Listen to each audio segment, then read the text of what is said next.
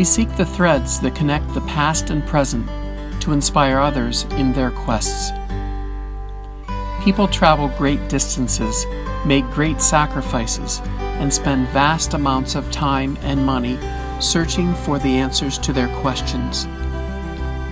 People from all over the world visit, call, or write to the archive with questions about their relatives who lived in Stark County, to find a business that was once here, or to view the vast photograph collection. Everyone has a story. Everyone has a question. We can help you.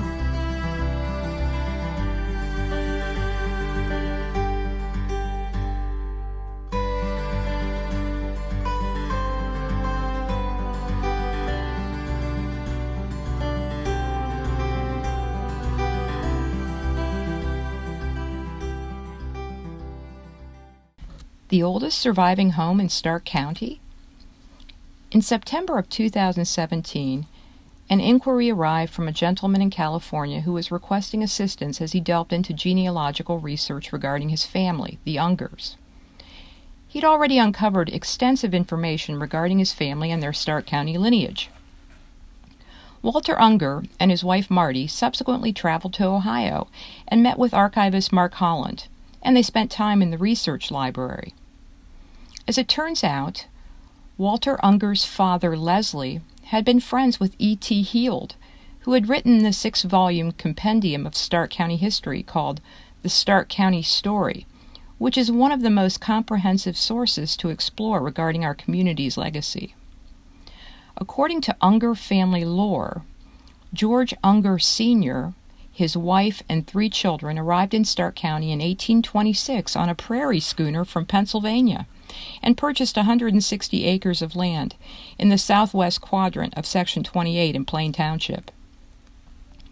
In 1852, George Unger Jr., the son, purchased a log home and parcel of land in the southwest quadrant of Section 33 in Plain Township. As it often turns out when research is being done, a serendipitous discovery was made. The home that George Unger Jr. purchased is still standing and has been lovingly cared for and restored by its current owner, educator Joyce Lemke. Joyce graciously opened her home for a visit from Walter and Marti Unger and a research team from the Ramsayer Research Library. The home sits on 25th Street near Malone University.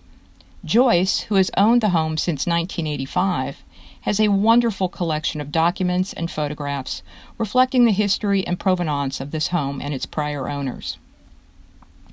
In 1976, a historic preservation study of the home was completed by Gary A. Thompson from the Department of Architecture at the University of Cincinnati, at the request of then-owner D.W. Lanning.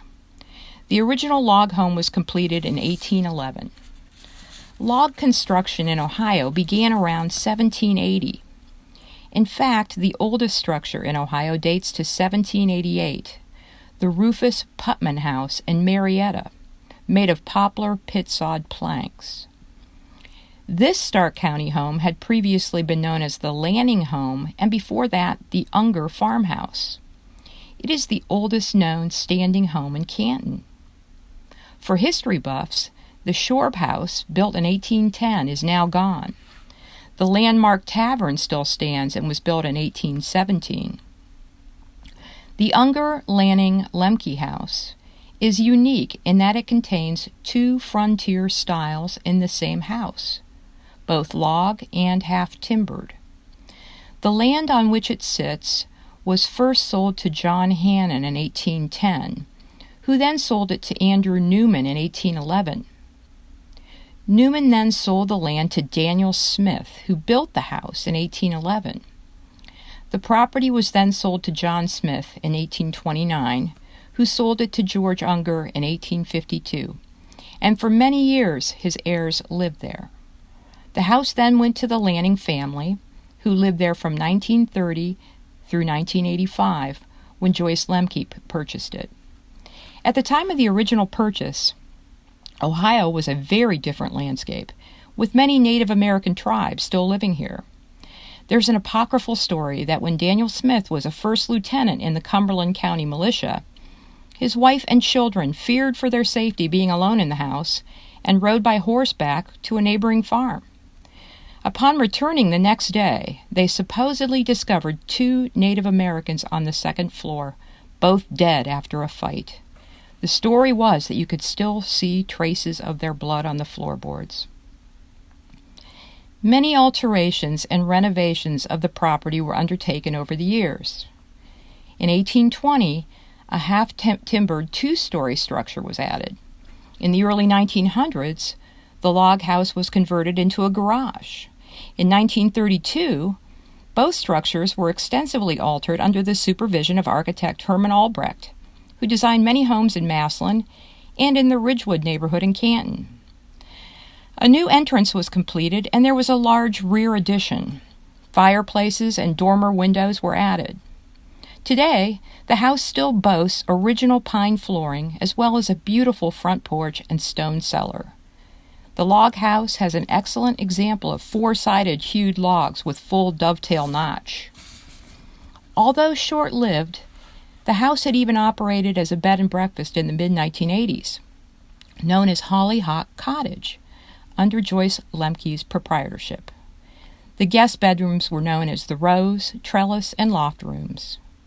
Today, the lovingly curated home exudes a calm and serene timeliness. One wants to sit in the library under those rough-hewn beams and dig into an old classic, or sit shaded from the sun on the front porch sipping a lemonade. To close, here's a statement from Gary A. Thompson, the Cincinnati architect who did the historic preservation assessment of the home in 1976. My philosophy of historic preservation. I view buildings as if they're like people, in that they're a living, growing thing, and normally they change with time. The decades and centuries of use and adaptation leave their presence on them. Therefore, a building should present a picture of a quiet, unconscious evolution of use. The aim of restoration, therefore, is to create not the original by distorting all that has preceded, but to merge the old and the new into a quiet and friendly cohesiveness, to create an air of timelessness and persistent vitality. December 4th, 2018. Rochelle Haas, volunteer, McKinley Presidential Library.